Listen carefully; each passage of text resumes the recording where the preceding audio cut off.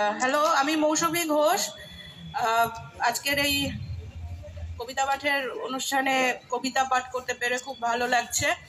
আমি 3 মিনিট সময় কাজে লাগিয়ে দুটো কবিতা পাঠ করার ইচ্ছে আছে আমার। প্রথম কবিতা হলো নতুন লেখা মানচিত্র। পাখির সাথে কাঁধে কাঁধ মিলিয়ে উঠতে পারলে একটা কাজের কাজ হতো।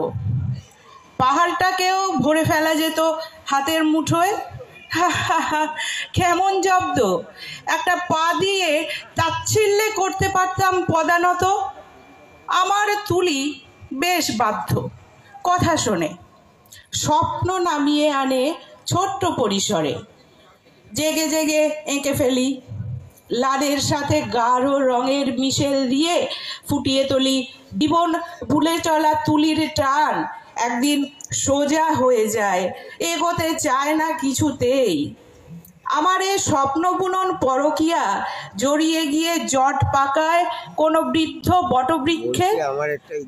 মনের ভিতর একটা চোর কুঠুরি থাকে, আর থাকে একটা কাঠ কয়লার টুকরো।